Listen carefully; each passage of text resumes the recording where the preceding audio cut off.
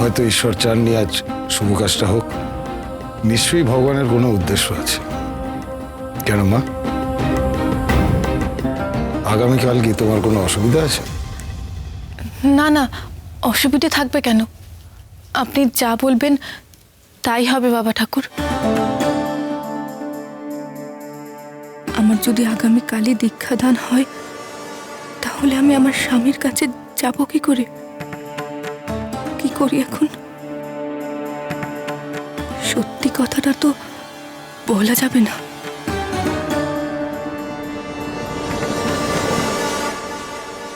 এটা করে আমার কি সর্বনাশ করলে তুমি?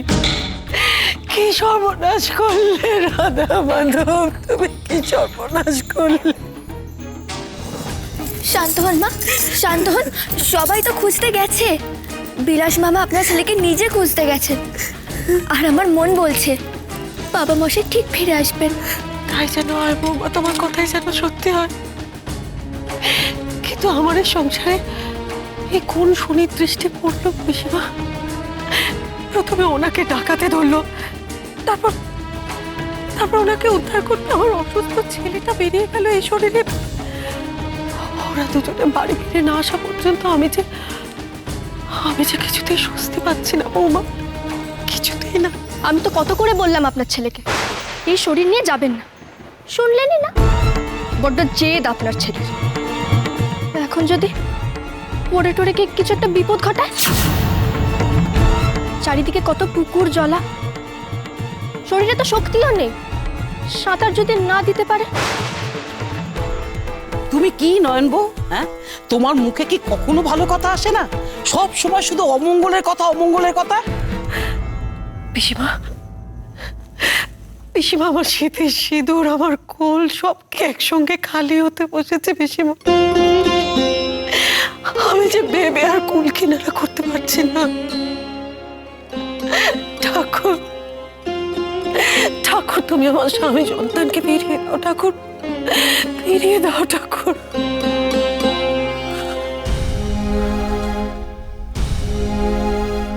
গিন্নি,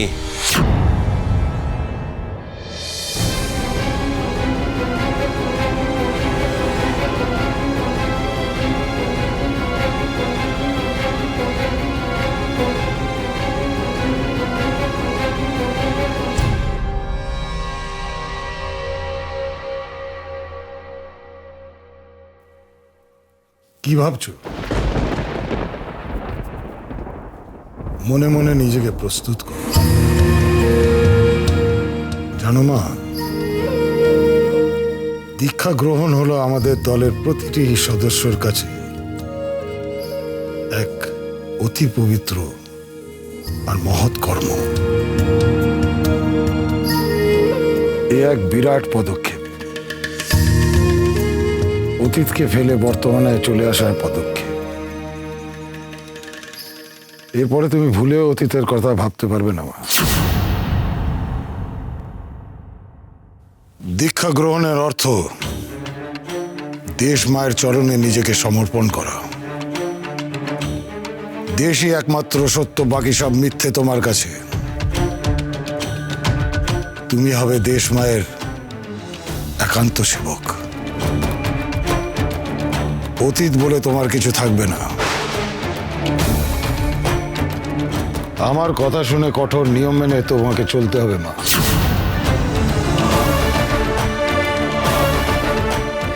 সে কি তাহলে যে? অমন চমকে উঠলে কেন মা? আমি তো তোমাকে আগেই বলেছিলাম আমাদের এই পথ বড় কঠিন। এমনকি মৃত্যু ভয় পর্যন্ত আমাদের নেই।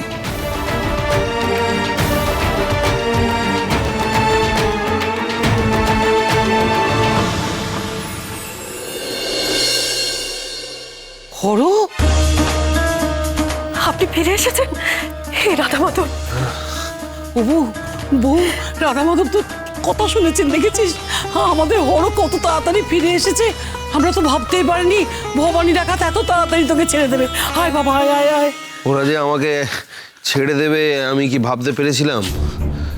আর একটু হলেই তো ওরা আমাকে ফাঁসিতে ঝুলিয়ে দিচ্ছিল পিসিমা। হ্যাঁ, কিন্তু জানি না কেন ওরা আমাকে ছেড়ে দিল। হ্যাঁ, ছেড়ে দিল, কিন্তু ওরা আমাকে ছাড়লেও আমি তো ভবানী পাঠককে ছাড়বো না।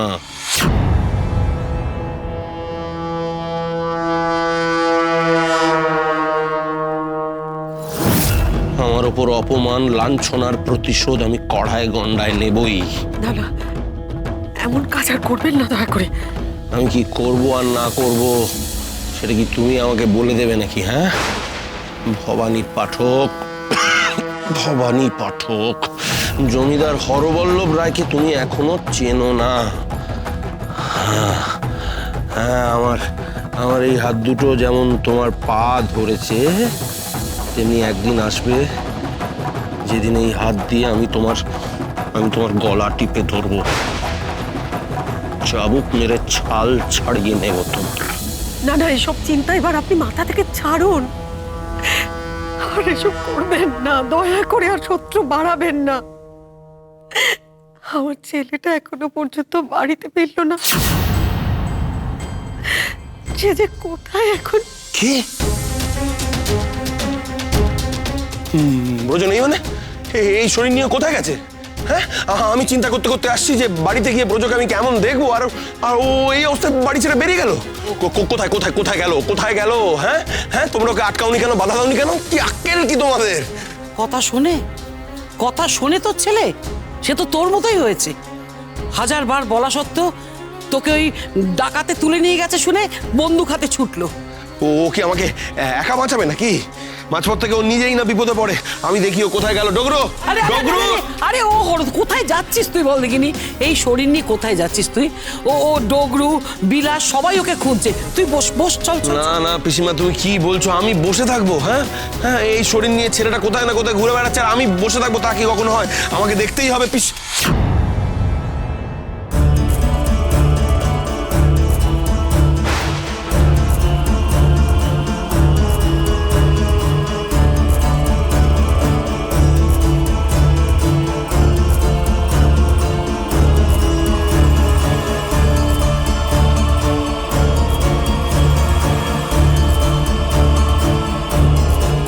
আবারও বলছি, আজকের দিনটা ভালো করে ভাবো, সময় দাও নিজেকে। তুমি ইচ্ছে মতন আজকের দিনটা কাটাতে পারো মা, কেউ তোমাকে কোনো বাধা দেবে না। কিন্তু দীক্ষা গ্রহণের পর এমন সুযোগ হয়তো আমি তোমাকে আর দিতে পারবো না। তাই আজকের দিনটা তোমার নিজের মতন করে কাটানোর শেষ দিন। আগামীকাল প্রভাতে সঠিক সময় তুমি বস্ত্র ধারণ করে মায়ের মন্দিরে আসবে। আমি অপেক্ষা করব। যদি না ততক্ষণে তোমার সিদ্ধান্তে কোনো পরিবর্তন আসে। তুমি এবার এসো। আজকের দিনে আমার কোনো বাধা নিষেধ নেই, তাই আজকে আমি নিশ্চয়ই তেনার কাছে যেতে পারি। কেউ বাধা দেবে না। আমি এবার নিশ্চিন্তে ওই অসুস্থ মানুষটার শিয়রে গিয়ে দাঁড়াতে পারবো।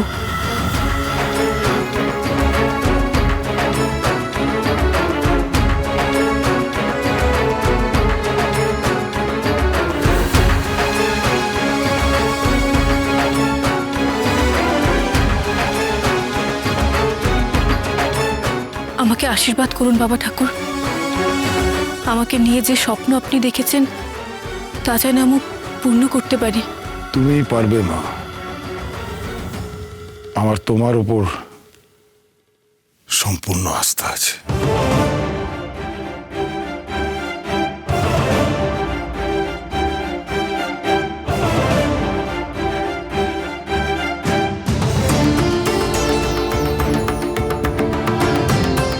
কাল থেকে আমার নতুন জীবন, কিন্তু আজ আমি স্বাধীন। তাই আমি যাব আমার স্বামীকে দর্শন করতে।